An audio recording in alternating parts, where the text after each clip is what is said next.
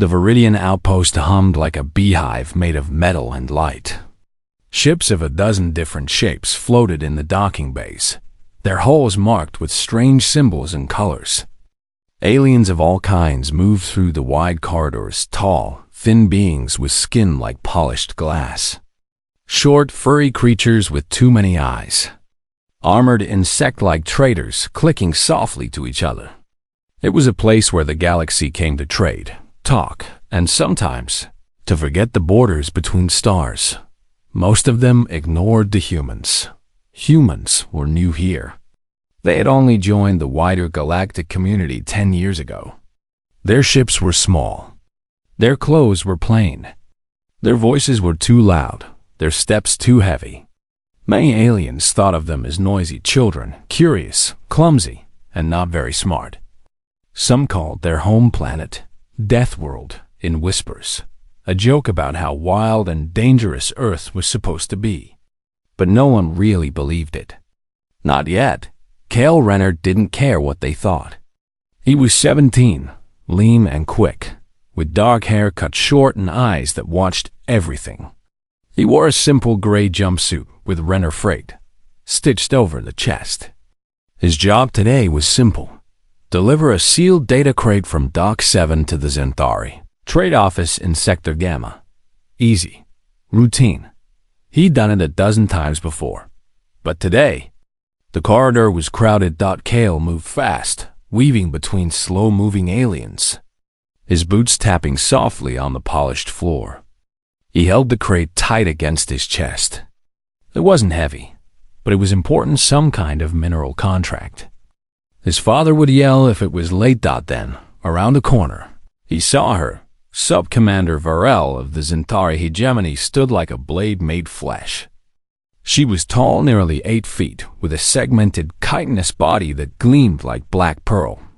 Her 6 limbs moved with perfect control, her upper arms folded across her chest, her lower pair resting lightly on her belt. Her face was smooth, eyeless, with only a single vertical slit where a mouth should be. Around her, other aliens gave her a wide berth. The Zentauri were old, powerful. They didn't like being touched, or even looked at too long. Cale tried to step aside, but the crowd pushed him forward. His shoulder brushed against the edge of her armored forearm. It was a tiny touch. Barely a whisper of contact, but Varel froze. Then, in one sharp motion, her upper right limb snapped out. A thin wand, glowing faintly blue, appeared in her grasp. Before Cale could speak, before he could even flinch, she jammed the tip into his ribs. There was no warning. No shout, just a sudden, searing pain that exploded inside him like a star going supernova. His muscles locked. His vision went white. He dropped the crate. It clattered to the floor, ignored. Virel leaned close. Her voice was a dry rasp, like stone grinding on stone. Vernon learns its place. Then she stepped back, as if she'd done nothing more than swat a fly. Cale collapsed to his knees, gasping. His whole body trembled. Sweat poured down his face. His heart hammered like a drum about to burst. But worse than the pain was the shame. Everyone was watching, and no one moved to help. A security drone hovered nearby, its red eye blinking slowly. It recorded everything, but did nothing. The Zentauri had full diplomatic immunity on Viridian Outpost. What she'd done wasn't illegal. Not to them. Cale tried to stand. His legs wouldn't obey. His lungs burned. He saw his hands shaking violently. But he didn't cry out. He bit down on his lip until it bled, tasting copper. A human dock worker finally rushed over. Cale, gods. The man knelt, radioing for medics. It's a neural stunner. Full charge. Why would she? Because I'm human, Cale whispered, his voice rough. And she thinks we're nothing. The medics arrived quickly, 2 humans and 1 soft-bodied Gelthian with gentle, padded hands. They loaded him onto a stretcher. As they carried him away, Cale looked back once. Varel hadn't moved. She stood perfectly still, surrounded by silence. No one dared approach her. No one even looked her way. In the medbay, the human doctor shook her head. She used a military-grade neural disruptor. This wasn't a warning tap. This was meant to cripple. Maybe kill? But I'm... Okay, Cale said, confused. His pain was already fading, replaced by a strange, buzzing warmth in his bones. You shouldn't be, the doctor muttered, checking his vitals again. Your nervous system took a massive shock. Most species would be in a coma. Or dead. She looked at him like she'd never seen him before. But your body, it's fighting back. Fast. Faster than anything I've ever recorded. Cale didn't understand. He just felt tired. And angry. News of the attack spread fast through the human section of the outpost. Word reached Ambassador Liara Cho within the hour. She was a calm woman with silver-streaked hair and eyes that missed nothing. She said nothing at first, just listened. Then she walked straight to the local Concord arbitrator, a slow-moving, four-eyed bureaucrat from the Lumari Collective. I demand justice, she said, her voice quiet but firm.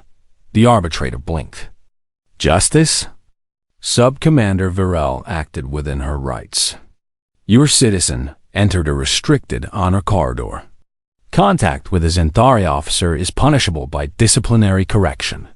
It was an accident, Liara said. He was 17. He bumped her by less than an inch.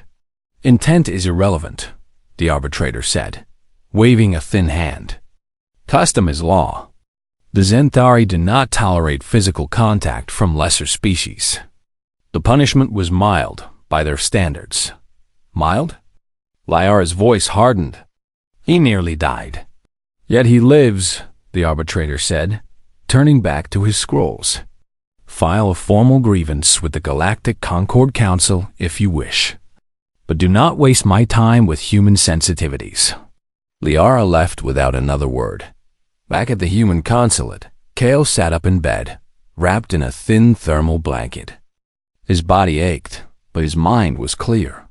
He watched the news feeds, saw how other species talked about the incident. Some laughed. Others shrugged. A few called humans too soft for space. No one said Varel was wrong. But then something strange happened. His breathing slowed. His muscles stopped trembling. The pain didn't just fade, it disappeared. By nightfall, he could walk. By morning, he could run. The doctor called it unnatural recovery. Cale just called it Tuesday. Ambassador Cho visited him that evening. She sat on the edge of his bed, her face serious. The council won't act unless we make them, she said. We're asking for a full hearing. They'll probably ignore us. But we have to try. Cale looked at his hands. They were steady now, strong. What if they don't listen? He asked. Liara sighed. Then the galaxy will keep thinking we're weak. Cale said nothing. But in his chest, something stirred, a quiet, burning thing. Not fear, not even anger. Just certainty. He remembered Earth. The storms that tore trees from the ground. The diseases that killed millions. The wars that scorched whole continents. And through it all, humans kept standing. Kept building. Kept going. Maybe that's why they called Earth Deathworld. Not because it killed people, but because it taught them how to survive anything. Cale stood up. I'll testify, he said. Liara looked surprised. You're still recovering. I'm fine, he said. And for the first time, he believed it. Outside, the stars burned cold and distant. The galaxy didn't know humans yet. Not really, but it would. The Concord Citadel floated in the void between stars, a great wheel of crystal and light that turned slowly around a calm blue star. It was the heart of galactic law, where species older than human civilization came to speak, argue, and sometimes to judge. Ships from 100 worlds drifted in its silent docks. Inside, the air smelled clean and cold, like mountain snow and polished stone. Humans had no seat on the council. They were allowed to watch, to listen, to speak only when asked. Ambassador Liara Cho stood in the human delegation's small viewing box, her hands folded, her face calm. Behind her, Kale Renner sat quietly, wrapped in a dark coat. He looked pale, but his eyes were sharp. He had insisted on coming. If they're going to decide my worth, he'd said, they should see my face. Below them, the council chamber stretched wide and deep. 42 species filled the curved benches, their forms as varied as the stars themselves.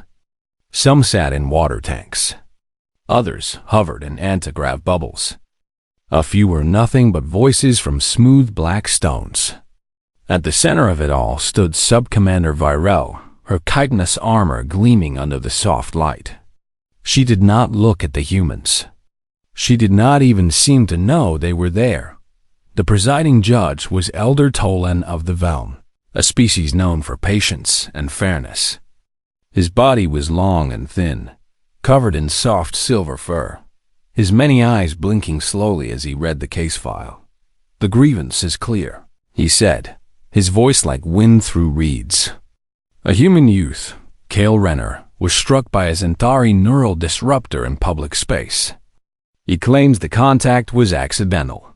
The Zentari claim he violated sacred personal space. The Rel spoke without turning. The human entered an honor corridor. His touch was an act of disrespect. My correction was merciful. A low hum of agreement rose from several benches. The Zentari were respected, feared even. Their empire spanned 600 systems. Humans? They had one planet and a few dozen rusty ships. Liara stepped forward to the speaking rail. Merciful? She said, her voice steady. Your correction delivered enough neural energy to paralyze a full-grown Grak warrior. Kale is 17. He's not a soldier. He's a delivery boy. She played the security footage on the central holo display. Everyone watched as Kale, moving fast, brushed against Varel's arm. A split second later, the disruptor flashed. Kale fell. Gasps rose from a few benches. Others remained silent. He moved carelessly, said a reptilian delegate from the sick dominion. Responsibility lies with the one who does not know the rules. Liara turned to face the chamber.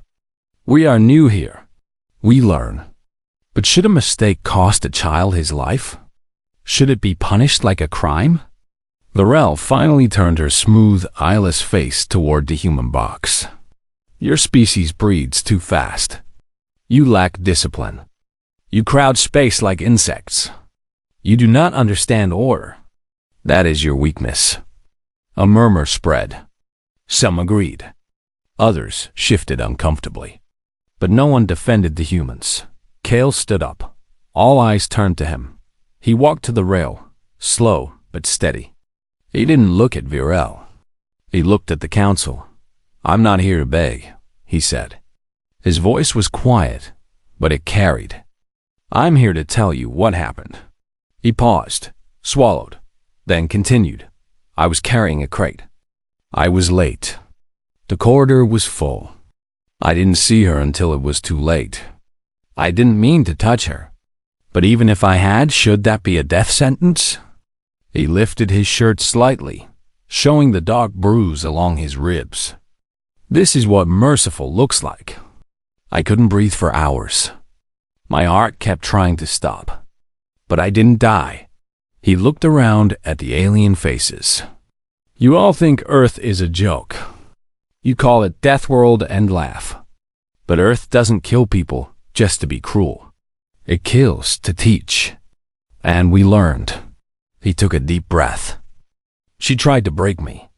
But Earth breaks everything. And we learned to stand anyway. For a long moment, there was silence. Then Elder Tolan spoke. Your words are brave, young human. But law is not moved by courage alone. He turned to the chamber. The Zentari acted within their customs. The human failed to follow local protocols. The punishment, while severe, was not illegal under Concord guidelines for diplomatic immunity. Liara's face tightened. So that's it? No justice? Justice, Tolan said gently, is balance. We cannot force one culture to obey another's morals.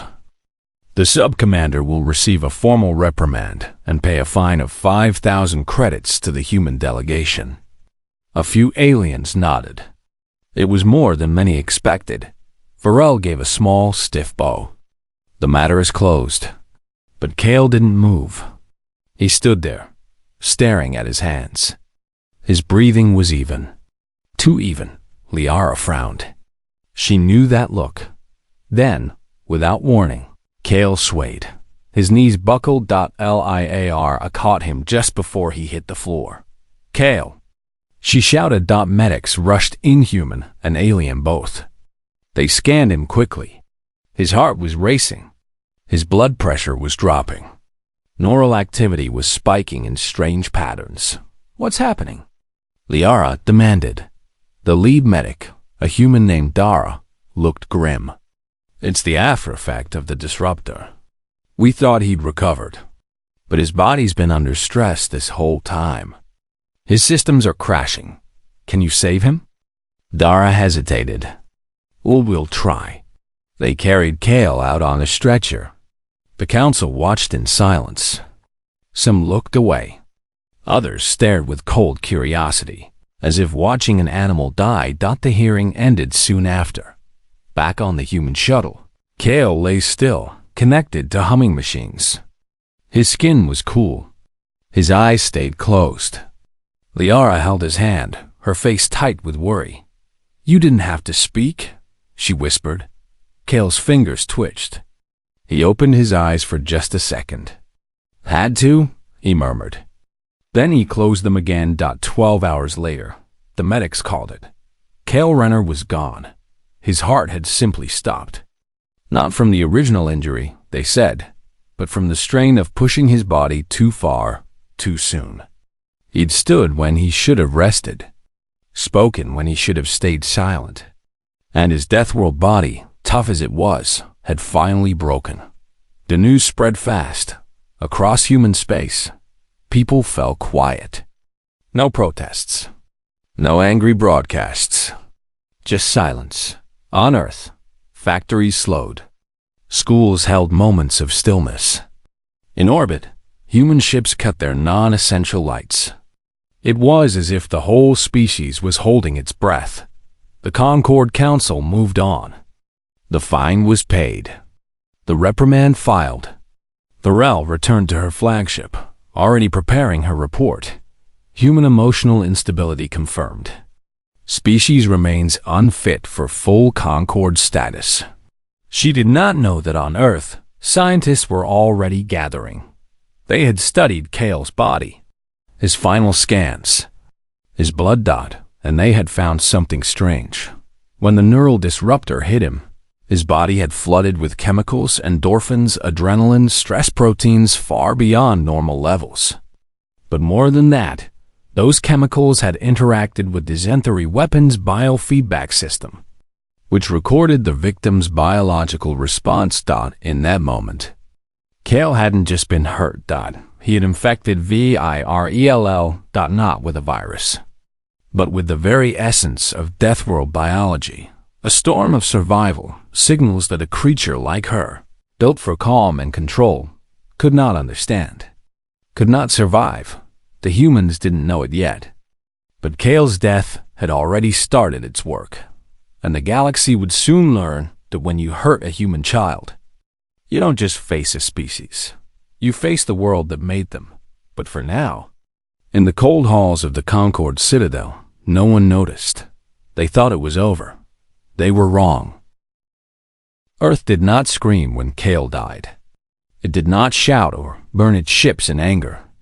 Instead, it went quiet, so quiet that even the deep space listening posts on Mars picked up the change. Human channels across the network went dark. Civilian chatter vanished. Only military and emergency signals remained. humming in tight, coded bursts. To the rest of the galaxy, it looked like grief, like surrender. But those who knew humanity knew better. On the surface, cities still moved. Trains ran. Children went to school. But in government bunkers beneath the mountains, in labs buried under ice, and aboard silent orbital stations, people worked. Not with rage, but with cold, sharp focus. They studied Kale's last medical logs again and again. They ran simulations. They tested blood samples. They spoke in low voices about biology, pain thresholds, and something they called neurochemical overflow. No one declared war. No fleet mobilized. But every human ship that could dock did. Every scientist who understood xenobiology was called home. Even the miners on Titan and the farmers on Luna paused their work to listen. Because Kale wasn't just a boy. He was proof that Deathworld wasn't a joke. Back on Viridian Outpost, life returned to normal. Aliens forgot about the human incident quickly. Virel's name was cleared in official records. She gave a short statement to the Concord press pool. Discipline maintains order. The human's death was regrettable, but predictable. Their species lacks resilience. She believed it. She didn't know that her own nervous system had been quietly unraveling since the day she struck Kale. Inside her flagship, the Chitin Sovereign, Virel began having strange dreams. In them, her limbs moved without her command. Bright lights stabbed behind her mind. Sounds became too loud. Once, during a staff meeting, she flinched at the hum of the ship's engines, a sound she'd heard her whole life. Her officers noticed but said nothing. To question the Zentari commander was to invite death. Meanwhile, on Earth, Kale's body was prepared for burial, not in the ground, but for the stars. Human tradition held that those who died far from home, especially by injustice, should be sent back to the void with fire and honor. A small torchip, painted black with silver runes, was readied in low orbit. Kale's body lay inside, wrapped in a simple white shroud woven from earth cotton. No weapons, no treasures. Just his name, his age, and the words. He stood. Millions watched the launch from every continent. Ships in orbit cut their lights as the torchip passed. Even the Mars colonies observed a minute of silence. It wasn't just mourning. It was a promise. The ship would fly toward the galactic core, not to reach it, but to burn bright enough that telescopes across known space would see it. A message written in flame. We remember Dot in the halls of the Concord Citadel. Some aliens saw the broadcast. A few felt uneasy. One old Gelthian diplomat muttered to his aide, "They do not mourn like others. They prepare." But most dismissed it. Humans were emotional, dramatic. This was just their way. What they didn't see was the quiet work on a hidden research platform orbiting Neptune. There, Dr. Aris Mendez stood in a sterile white room, staring at a screen showing Virel's public health logs data legally collected after any diplomatic incident. The Zentari had submitted them proudly to prove she was unharmed. But Aris saw the truth. Her neural stability was dropping. Her stress markers were rising. Her body was reacting to something it couldn't name, something it had absorbed through her weapon's biolink the moment. Kale's nervous system screamed in pain. He didn't just survive her attack. Aris whispered to his team. He weaponized his own biology. And she carried it home. They recreated the compound. Not from poison. Not from metal, but from the very chemistry of human survival endorphins, cortisol, neurotrophins, all mixed in the exact ratios Kale's body had produced in his final hours. It wasn't toxic to humans, but to a being like Virel, whose species evolved in calm, low-stress environments over millions of years. It was like pouring wildfire into a glass vase. It's not a weapon, Aris said. It's a mirror.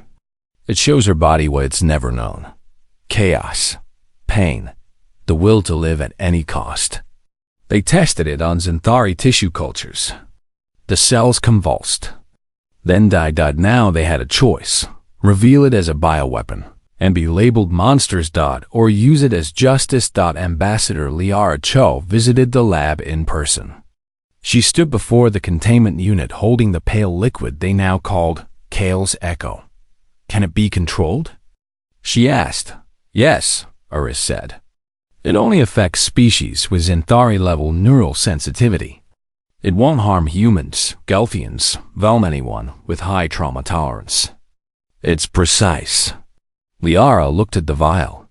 "Then we don't bring war. We bring law." She returned to Earth and filed a new petition with the Galactic Concord Council. Not for punishment, not for revenge, for a trial, under an ancient rule called Article Sigmarite of Blood Recompense. A law so old, most thought it was myth. It allowed a wronged species to deliver a measured, witnessed consequence. So long as the council approved, few believed.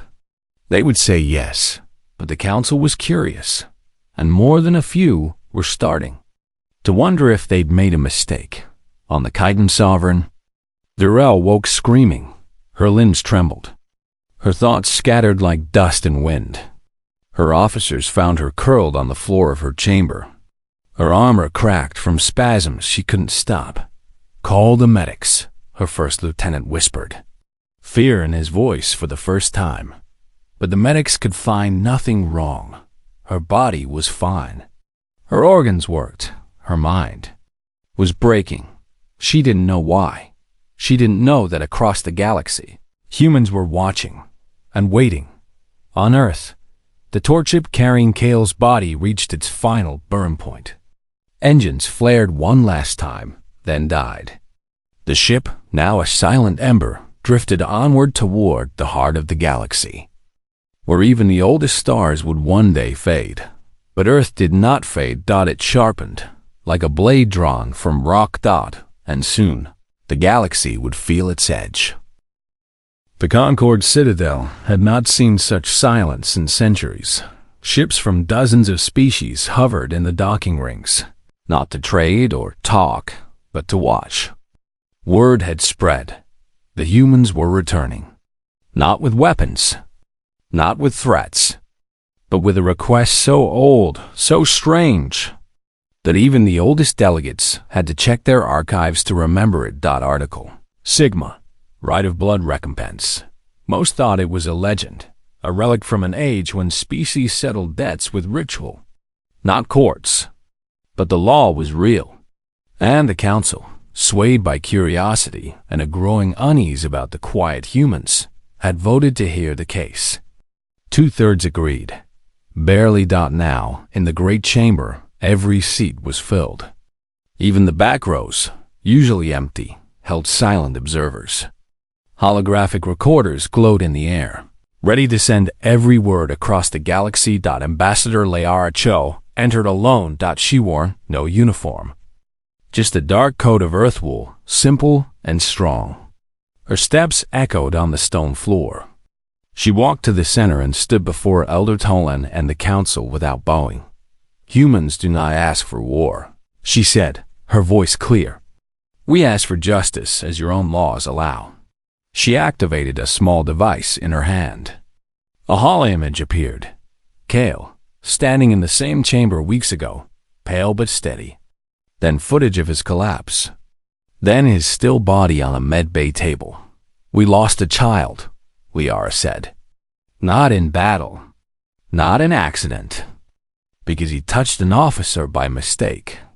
Because your laws said she could punish him without consequence." She paused. "But your laws also say that if a life is taken unjustly, the wronged may answer, not with fire, but with truth." She turned to face the benches. "We invoke Article Sigma. We do not seek her death. We seek her understanding. Let her face what she did.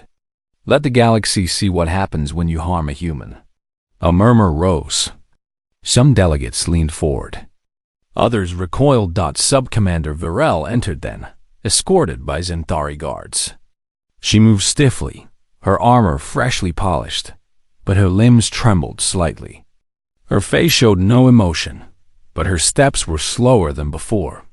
She did not look at Liara. Elder Tolan spoke.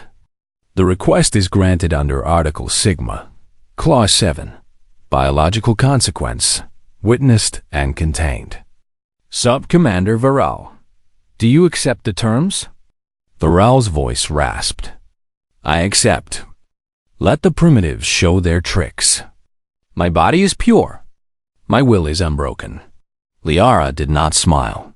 She simply nodded to a human technician in the viewing box. A clear, cylindrical chamber rose from the floor at the center of the room, made of reinforced crystal, sealed and sterile.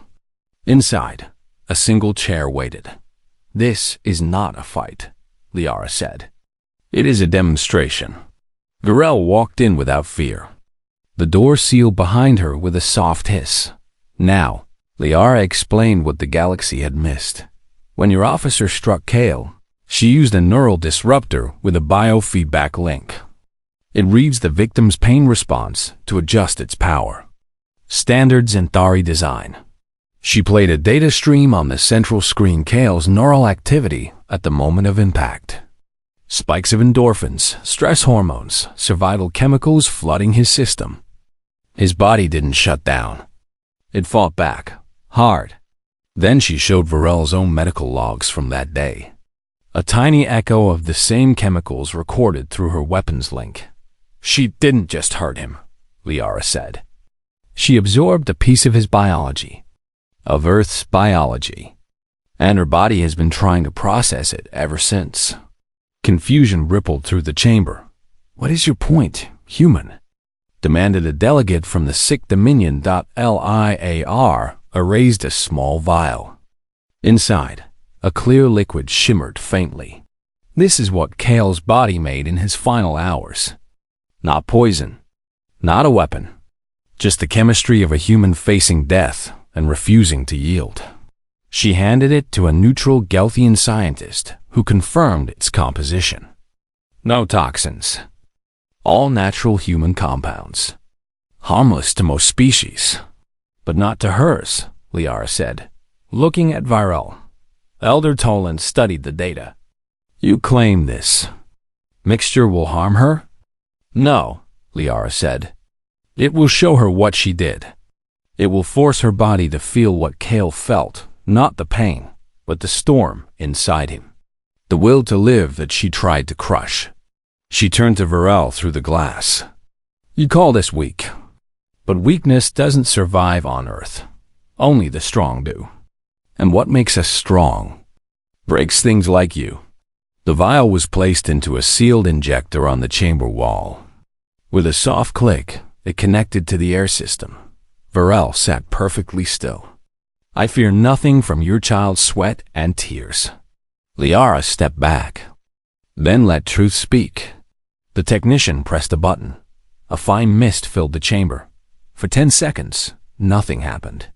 Varel straightened. Is this your great punishment? Mist? Then she blinked. Her upper limbs twitched. A low hum escaped her mouth, slit not words, but a sound of confusion. Her breathing quickened. On the council screens, her biosign spiked. Heart rate up. Neural activity surging. Stress markers off the scale. What is happening? Elder Tolan asked, alarmed. Liara watched, her face grim. Her nervous system is receiving signals it was never built to handle. In Zentari evolution, pain is rare. Conflict is controlled. Order is everything. She pointed to the screen. But this is chaos. It's the chemical echo of a human body screaming, I will not die. And her mind. It can't shut it out. Inside the chamber, Varel gripped the arms of the chair. Her chitin began to crack, tiny fractures spreading from her joints. Her limbs jerked as if pulled by invisible wires. She tried to speak. Only a dry rattle came out. Her body was not being poisoned, it was being overwhelmed by the very idea of survival. The Gelthian scientist whispered, her endorphin receptors are flooding. Her brain thinks it's under constant, unbearable attack. But there's no enemy. No wound. Just signal. Exactly, Liara said. Earth doesn't just hurt you. It makes you feel what it means to be alive against all odds. And to a species that never knew true danger. That feeling is madness. Varel's head snapped back. A sharp crack echoed in the chamber, her neck plate splitting. She was not bleeding. She was unraveling from the inside dot around the room. Delegates stood. Some backed away. A few covered their sensory organs. No one had ever seen a Zentari lose control. Not like this. She's not being killed, Liara said, her voice low. She's being shown the cost of what she did. The price of thinking humans are nothing. Varel's limbs flailed once, then stiffened. Her body went rigid. Her biosigns flatlined for 3 seconds, then surged again in a final, desperate wave. She was still alive, but her mind was gone. The mist-cleared silence filled the chamber. Elder. Tolan turned to Liara, his many eyes wide. This was your justice? Liara looked at the broken figure in the chair. No, this was her choice. She chose to hurt a human child. She chose to believe we were weak. We just showed her what weak really looks like. She turned to the council. Humans do not want your fear. We want your respect. And if you take our young, you answer not to our guns, but to the world that made us. She walked out without another word. Behind her, the galaxy watched Dot, and for the first time, they understood Deathworld was not a myth. It was a warning. The chamber was silent. No one spoke. No one moved. Even the air seemed to hold its breath. Inside the clear cylinder, Sub-Commander Varel sat slumped in the chair, her chitinous body still, her limbs twisted in unnatural angles. Her breathing was shallow, ragged, a sound no Zentari had made in recorded history. Her mind, once sharp and proud, was lost in a storm it could not escape. The chemical echo of Kale's final moments had not killed her body, but it had shattered something deeper. Her sense of order, of control, of superiority. She was alive, but broken, and everyone in the council chamber saw it. Elder Tolan of the Velm slowly rose from his seat. His silver fur bristled slightly. His many eyes blinked in slow, troubled rhythm. He looked not at Varel, but at Ambassador Liara Cho, who stood near the exit, calm and unmoving. You did not bring violence, he said, his voice softer than before. You brought truth. Liara turned back. We brought what Earth gives to everything that tries to crush it, proof that life can fight back, even when it shouldn't. A murmur spread through the chamber. Some delegates looked away, ashamed. Others watched Varel with new fear.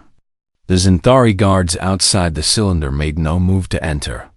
Their commander was no longer a leader. She was a warning. Then, from the back of the room, a voice spoke not in anger, but in awe. The Deathworlders. They do not conquer. They reveal. It was the old Gelthian diplomat, his soft body trembling. We laughed at that name. But Earth does not kill with claws or fire. It kills with truth. With resilience so strong, it bends reality. Liara walked back to the center, not in triumph, but in sorrow. Kale was not a soldier. He was a boy who believed in doing his job. And when he was hurt, he didn't beg. He stood.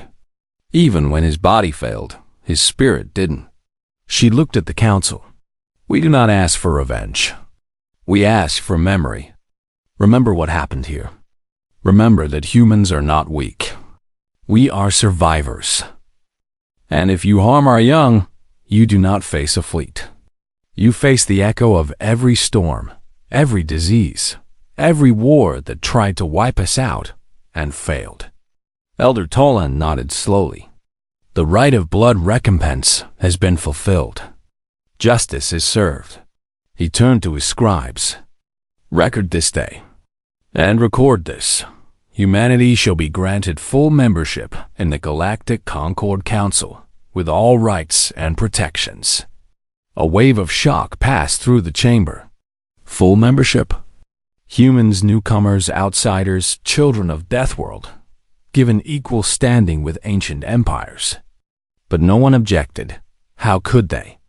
They had just watched a human boy's final breath destroy a Xanthari officer without a single weapon fired in the days that followed. The galaxy changed. Human ships were no longer ignored at docks. Human words were no longer dismissed in meetings. Diplomats who once sneered now spoke with care. Some even asked questions about Earth, about human history, about how a species so young could carry such weight in its blood. On Earth, there were no celebrations, no parades, just quiet work. Schools taught Kale's name. Factories built faster, stronger ships, not for war, but for presence. Humanity would not hide anymore. Kale's torchip, now far beyond the solar system, still burned faintly in deep space. Telescopes tracked its path. Alien scholars studied its meaning. To some, it was a funeral light. To others, a beacon to humans. It was a promise kept. Back at the Concord Citadel, Varel was taken away by her own people. She would never command again. She would never speak clearly. But she lived a living lesson in what happens when you mistake gentleness for weakness. The Xanthari hegemony sent no protest, no demands for punishment. They withdrew their ambassadors for a full cycle in silence. When they returned, they bowed not to the council, but to the human delegation. Ambassador Liara Cho accepted it with a nod. She knew pride was not the goal. Respect was. Years later, statues of Kale Renner appeared on worlds far from Earth. Not grand monuments of metal and fire, but simple stone figures standing tall, hands at their sides, eyes looking forward. On Mars, on Viridian Outpost, even in the gardens of the Concord Citadel, they stood. Visitors would stop and ask, "Who is this?"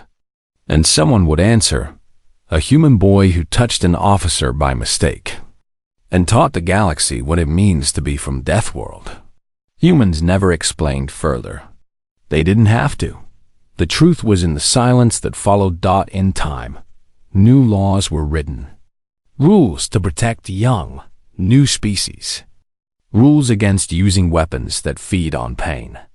All inspired by one moment in a crowded corridor, one act of cruelty, and one boy who refused to stay down. Humanity never sought to rule the galaxy. They only asked to belong. And in earning that right, they changed it, not with guns, not with conquest, but with the simple, terrifying fact that they had survived a world that tried to kill them every day. And still chose to be kind. But kind did not mean soft. And if you hurt their children, the Deathworlders would finish what you started, not in anger, but in truth. And the galaxy, at last, understood.